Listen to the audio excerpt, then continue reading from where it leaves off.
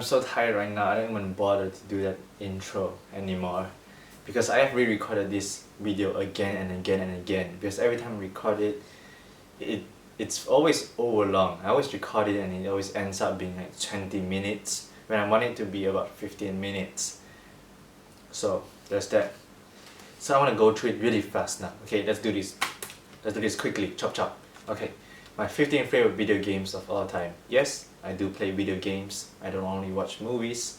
And yes, I have no life. At number 15 is Burnout 3. This is the best game that the racing genre has to offer. An unparalleled sense of speed in this game, but also a sense of danger around every corner. You never know what's going to happen to you, and this game punishes you whenever you crash your car or whenever car accidents happen. However, the game also encourages you to break the law. So the game encourages you to take risks, and the more risks you take, the more rewards you get. And that is the core experience of the Burnout games. It's not about customization of the cars. It's just about breaking the law and being as fast as possible. At number 14 is GTA San Andreas. GTA is the granddaddy of all open world crime games, and San Andreas is my favorite GTA game for a lot of reasons, and we all know how fun it is just messing around in a GTA game or even using some of the cheats. But what I like about GTA San Andreas that I don't think people talk about enough is the story. Actually, the story in GTA San Andreas is really good and really compelling. And it's not just a very entertaining story, but also a story that tackles certain issues in society, like police brutality or racial tensions in America. Stuff like that I just wasn't expecting a video game to discuss. And a game like this really proves that video game is as good of a medium to discuss serious topics as movies or literature. At number 13 is Mafia 2. This game is also another open world game much like GTA, but it's really different because the open world is not the focus here. The focus is the story. It's all about the story, and in this game it's like you're in The Godfather. It's like you're in a gangster movie. It really puts you in the shoes of a gangster. And after playing this game, I really felt like I lived the life of a gangster. It's not a very long game, but it's not supposed to be long. It's not supposed to be full of content, because what's special about this game is quality over quantity. It's about the roughly 15 hours of gameplay. All 15 chapters of the game are really compelling, and the game is filled with so much details. A lot of details, like when it's snowing outside, the pedestrians will actually slip on ice and fall down. Or the cars will actually use their signal indicators when they're turning left or turning right. It's little details like that that make the world feel really alive. And number 12 is Pokemon. And I'm going to go with Pokemon Platinum, although I really like Pokemon games as a whole. I like them as a series because the gameplay in a lot of these games are mostly the same. It's all about catching your Pokemons, battling gym leaders. It's mostly the same gameplay. But what I like about the Pokemon games is the friendship that you grow with these little Pokemons. Like I started off this game thinking that it was just a normal JRPG, and yeah, it may be a really simple little JRPG. It doesn't have the best mechanics from this genre. However, the friendship that you have with these Pokemons, your friendship that I have with my Chimchar or with my Psyduck is really irreplaceable. It's a very special kind of friendship. In number 11 is Cuphead, a very distinctive indie game, the kind of game that a big company simply would not dare to make. This game is daring with its visuals, it dares to be different, and it definitely pays off considering the success that this game has garnered. But this game isn't all about the visuals either. The visuals are good, and the animation obviously was put a lot of effort into it, and the animation is hand-drawn animation, which takes a really long time. You could check out some of the behind the scenes on how they worked on the animation in this game. But the gameplay is also really good in this game.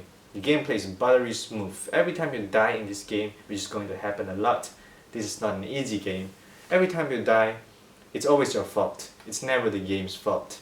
Because the gameplay is just that good. The controls are incredibly responsive. And number 10 is Tekken 5. Tekken 5 has a special controlling scheme that I don't think any other game has. The controlling scheme in this game, basically each of your limb is mapped to a certain button. So maybe your left arm is a triangle button, your right arm is a circle button. I don't know if that's right, I think that's wrong, but you get the idea. Each of the limb is controlled by one button, so the player gains full control of the character, and that's very important in a fighting game. Because once you pull off a really good victory, it's all because of you, and it feels really satisfying to pull off these moves.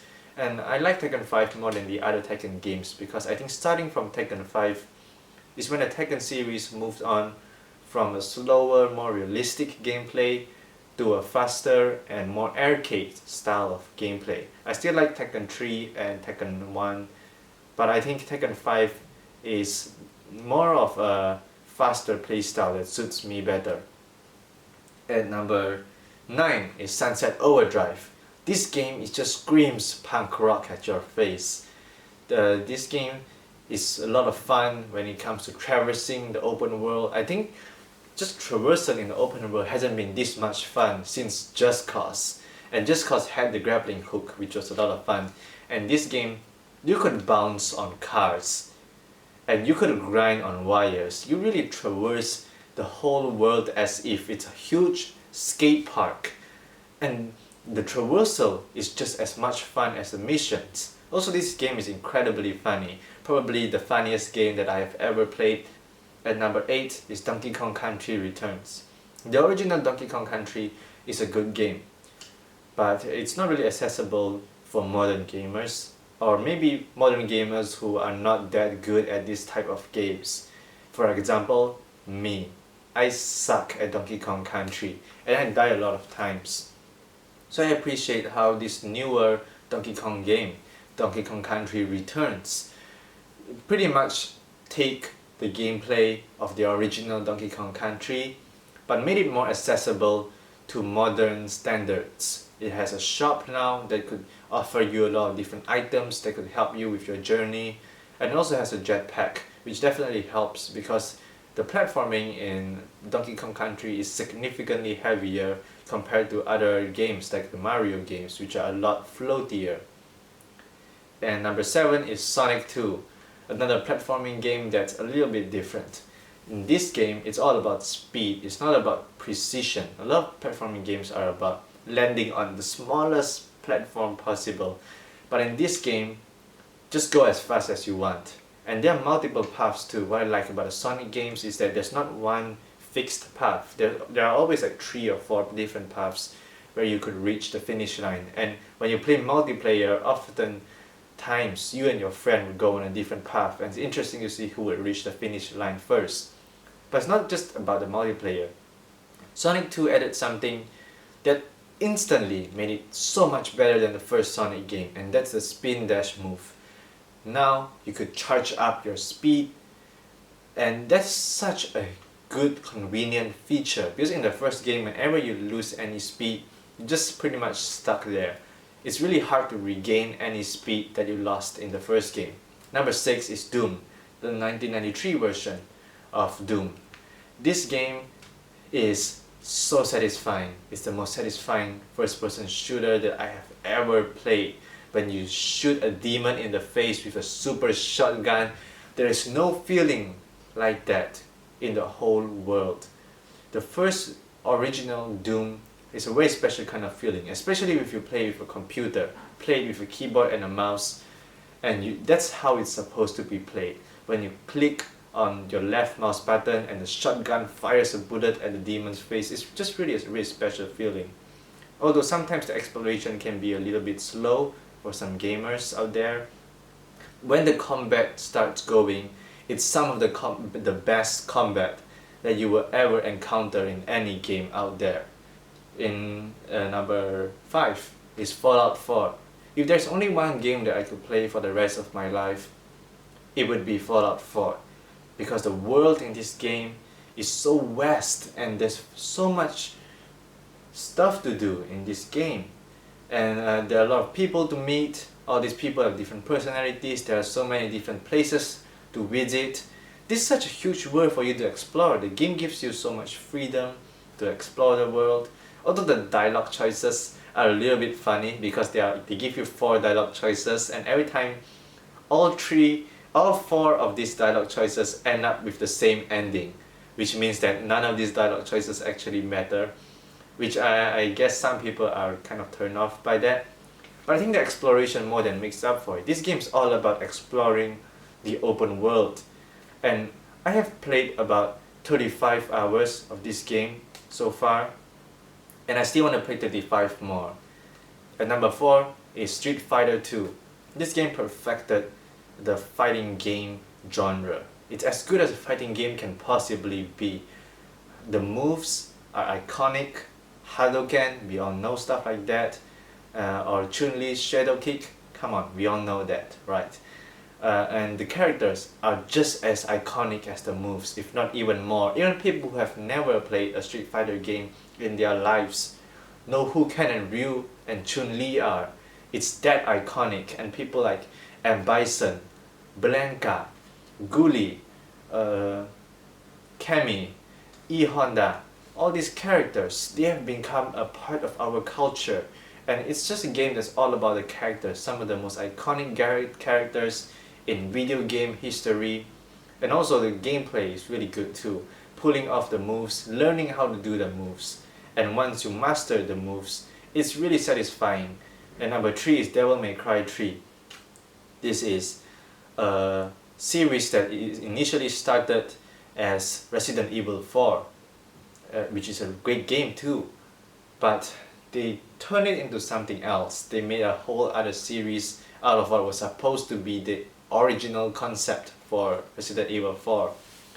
And while Resident Evil games are more serious, the Devil May Cry games offer them a playground to be more playful and to take things less seriously. Dante is such a good character because he just doesn't care.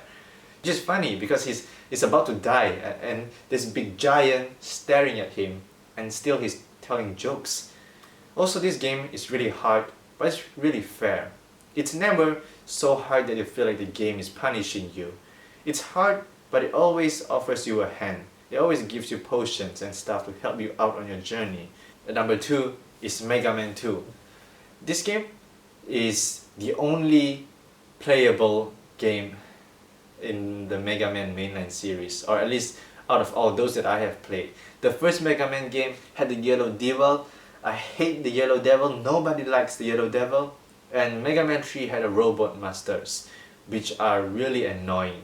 And what I like about the Mega Man series as a whole is how you could absorb the powers of the bosses that you beat. Every time you beat a boss, you could actually use that boss power to fight another boss. And that has always been something that's really unique to the Mega Man games. Okay, and number 1 is Saints Row 3, which is simultaneously a parody of video games, but also a celebration of it. It's a celebration of how fun video games can get, and it has a lot of quality of life improvements. Just to make a quick example here, in the GTA games, sometimes the police are chasing after you, so you have to hijack a car really quickly. But in those games, they have a very lengthy animation. You open the car door, you hit the guy in the face, you pull that guy out, you enter the car, and you close the door.